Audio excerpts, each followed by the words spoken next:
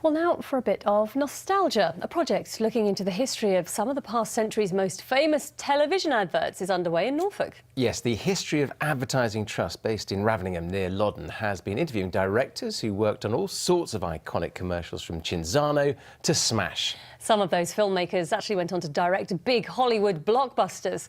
Tanya Mercer has been to find out more of the stories behind those memorable slogans. Oh, can't you just smell those Italian wines, suffused with herbs and spices from four continents? I'm being boring. Oh, sorry. Sorry. They inspire nostalgia and an insight into a life we may have forgotten. The power of adverts still carry weight years on. Perfection of timing. I think Leonard probably wrote most of them. No, thank you. I just had one. I think he came up with the idea of the seat going down, actually. The finesse of them was Leonard.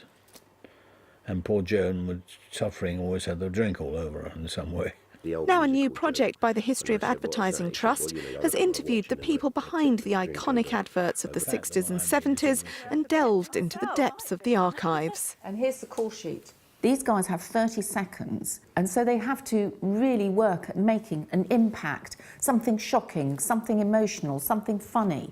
And that's really, I mean, these guys are geniuses, you know, that we've been talking to. There are some brilliant stories, but it all sort of tracks our social history as well. Middle-class London. Featured in the project is Sir Alan Parker, who went on to direct iconic films, including Bugsy Malone and Fame. He recalls wanting to feature real people with regional accents, something until then was rarely heard on television. I was the first to leave London, really, to cast commercials, so that the commercials looked and sounded like the people that they were talking to. And that's the important thing. Oh, look, Ben. Want spicy beef burger? You'll have to want. Ah, go on. I sometimes sneak him a piece at our house. Ah, but your man's beef burger's a different kettle of fish. It's like a mini film, this, you see. You can tell the film director in him. Another director is Hugh Hudson, whose films include Chariots of Fire. He brought his directing talent to British Rail. When they came to me to make this film, to talk about the privatization of the British Railways, and I said, there's only one way to do it, is do the whole thing from the air, which is what we did. The gradient's against her, but she is on time. And following that success, British Airways.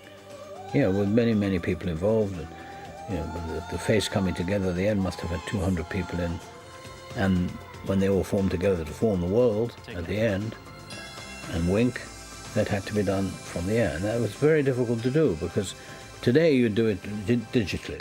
Well, girls, your last day at the Zermatt School for Young Ladies. Your final and most important lesson. How to spend Daddy's lovely money.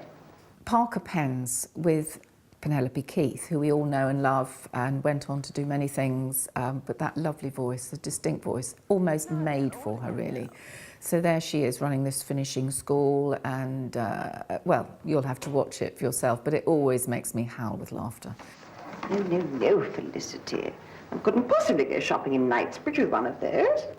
Knots just seem to roll from its tip. Signatures flow with a flourish.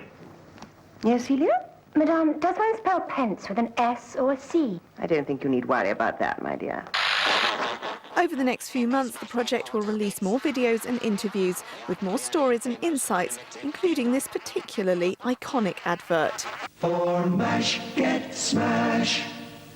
The aim of this project is to inspire and entertain across the generations, something it surely will achieve with ease.